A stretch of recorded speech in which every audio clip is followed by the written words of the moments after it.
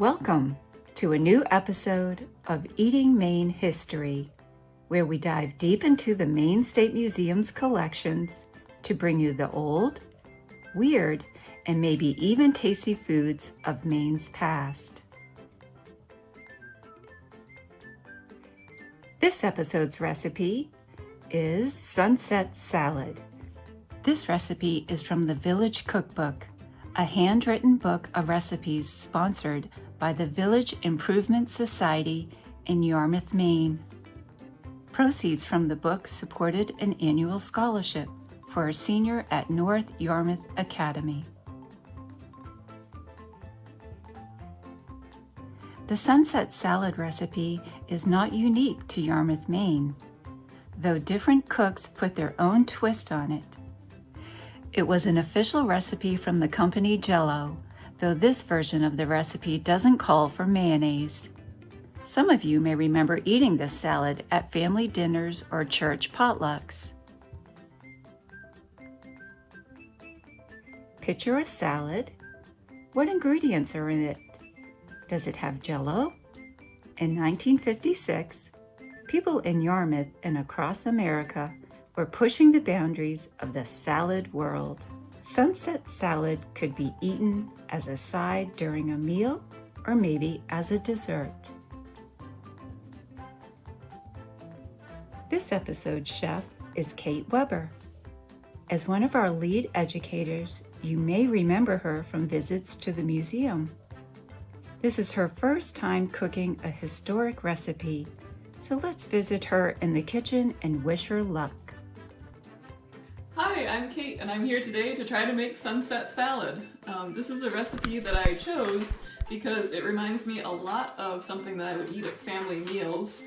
In particular, every Thanksgiving and Christmas, my mom always makes some kind of salad, and I pulled out my grandma's old recipe book, and in the salad section, out of 10 different salad recipes, 5 of them have Jello as an ingredient, and another 2 of them have mini marshmallows. So this recipe really made me realize that what I think of as salad today isn't exactly what they were thinking of as salad in the 1950s. My grandma didn't live in Maine. She was a farmer's wife in Cazenovia, New York, but in 1956, at the time that this recipe was made, she would have been cooking for her family. So I've got all of the ingredients laid out here for us today. We've got our iceberg lettuce and the carrots, which do look like salad, but then we're getting into some Jello, some orange sections, and some mayonnaise, which is going to be a little bit weird. To start out, we're going to actually prepare the Jello.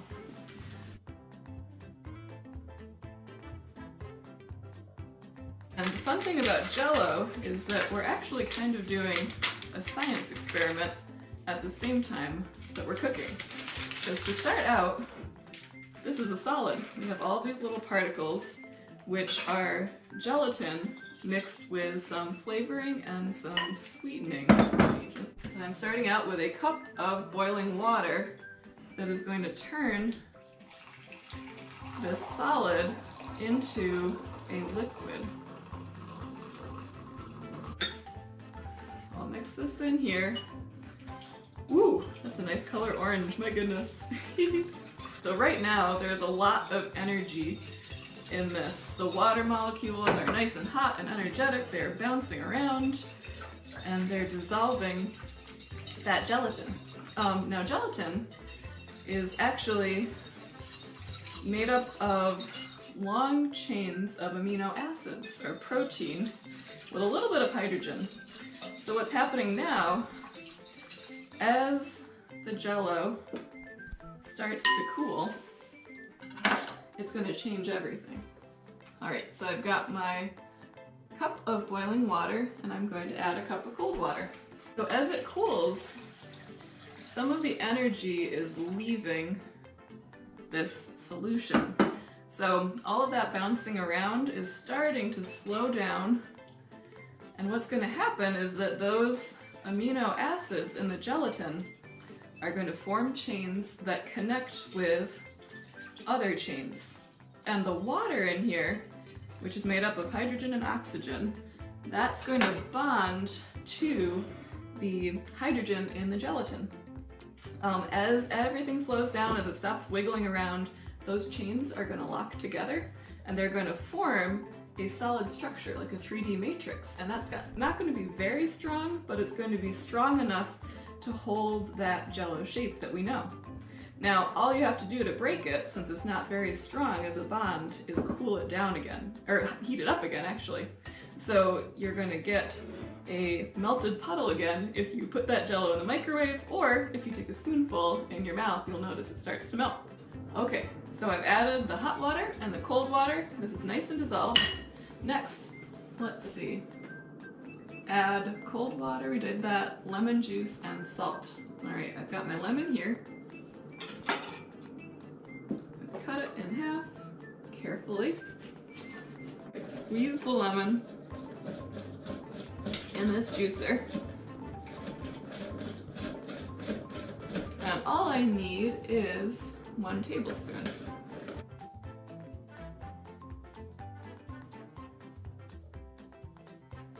Alright, 1 tablespoon of lemon juice and 1/4 teaspoon of salt.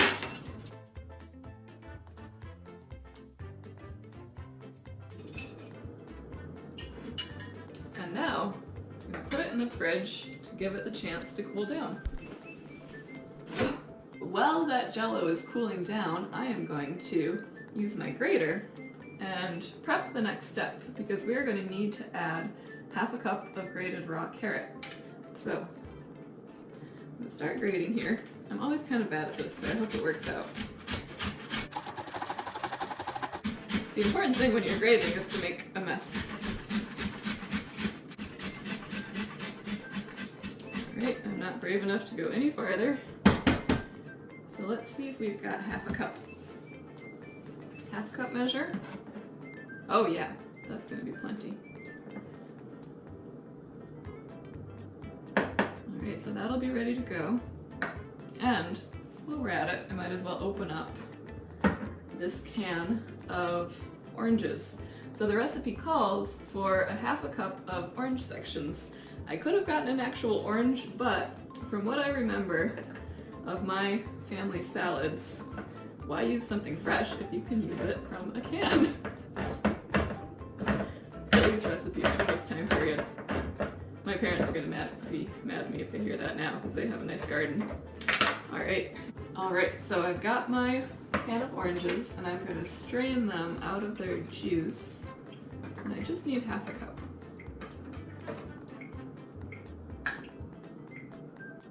It's a real orange theme with this recipe. Carrots, oranges, orange Jell-O, that nice sunset color.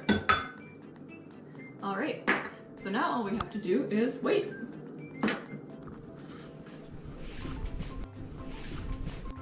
Alright, so our Jell-O is in the fridge right now, cooling down. Now, reading the recipe here, it says chill when quite thick.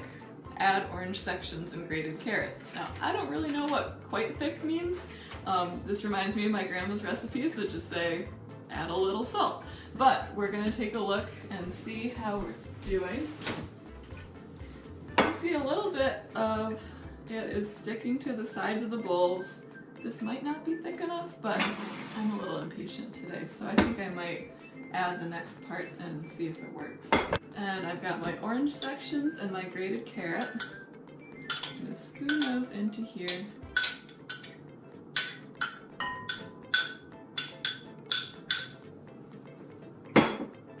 And mix that in. Oh, it is pretty thick. Whoa. Our next step, mold in individual molds. Now don't worry, this isn't mold like you get on your cheese after it's out for too long. We are using some smaller bowls as our Jell-O molds. So it's going to go in these little individual sized bowls, and it'll hang out in there and solidify so that when we're done we can turn that out, and it should be in one solid shape. Alright, it doesn't say how many molds to do, I'm just gonna try 3 for today. I think that's a good amount of Jell-O. But you can figure out, based on the size of your bowls, how many you'd like to make. So we've got our Jell-O here. Now these should cool a little bit faster because they're in smaller bowls. So I'm gonna pop these in the fridge and then we'll wait again.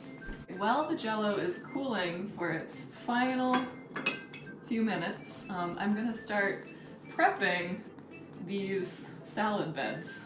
This is the part that I'm really excited for because it's the part that I think is really weird, but I'm gonna go for it. We've got iceberg lettuce here, and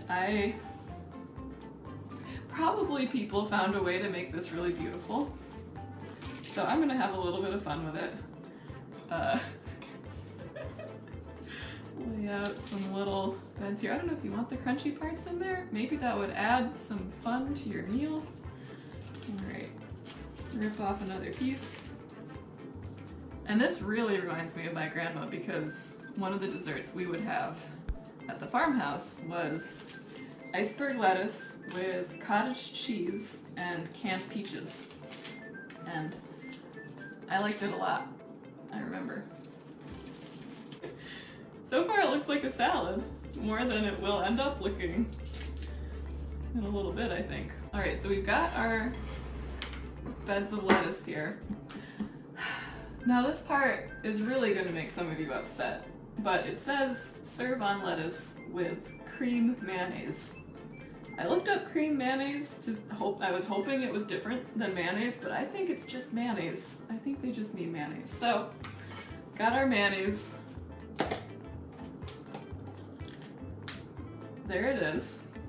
I like mayonnaise, sometimes. I'm not sure I'm gonna like it with Jell-O, but here we go. Oh boy. How much do we use, I wonder? Probably a lot of you are like, any mayonnaise is too much mayonnaise, but here we go. I also don't know if the lettuce is supposed to go, if the mayonnaise is supposed to go on the lettuce or on the Jell-O, but I figure this makes a little bit more sense. You could probably do a cool design with those mayonnaise tubes you can get now, but they wouldn't have had those in 1956. So I've just pulled this out of the fridge. We're gonna see if we waited long enough. It's got a nice shake to it. Here goes nothing. So I'm gonna scoop along the side a little bit to loosen it up. It does feel like Jell-O. Okay.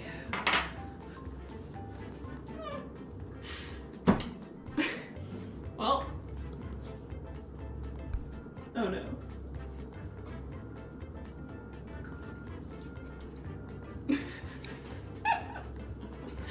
There it is. Okay, so it is a solid now. It's not a liquid anymore. We've got that nice Jell-O shake. I don't know why I was thinking that the pretty flower pattern would look perfect on here, but that might be a little optimistic. Alright, so we've got this. I'm going to do the next two, and then we'll see what it tastes like.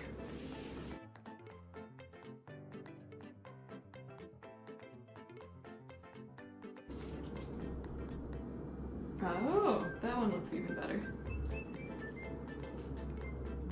That one looks worse.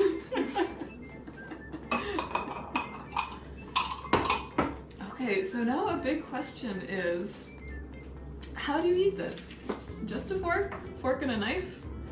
I'm guessing the lettuce isn't just for show because we've just put mayonnaise on it, so it must be for the flavor too. So I think I'm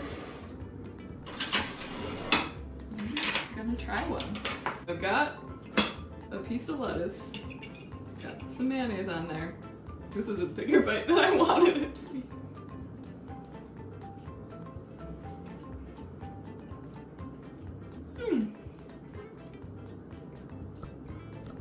Well, the Jell-O is really good. It feels healthier than Jell-O normally does. The mayonnaise was just a little bit, you know, a little salt and fat flavor, which was nice. Also a little disgusting now that I'm getting the aftertaste. The iceberg lettuce tastes about like it always does. It's better than I expected.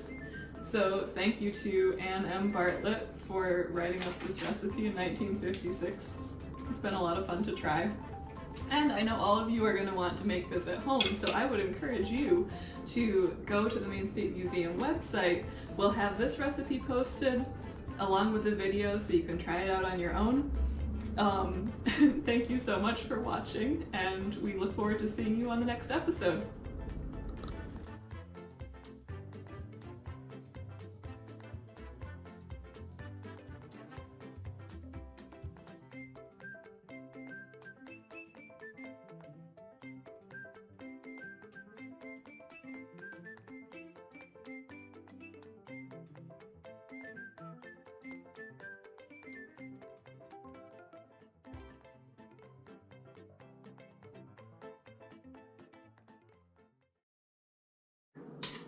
A peeled grape will sink, and a piece of apple will float.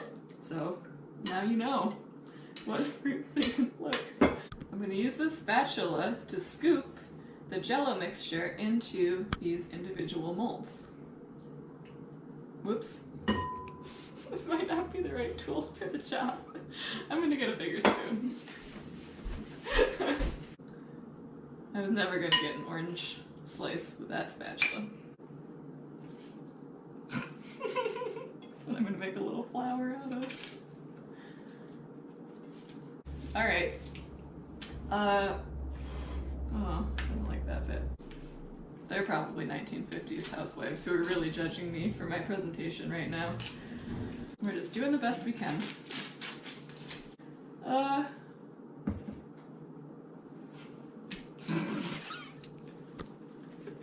guess I'll spread it out.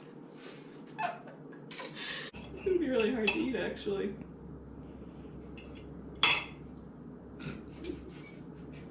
Oh no. Sorry, I don't understand.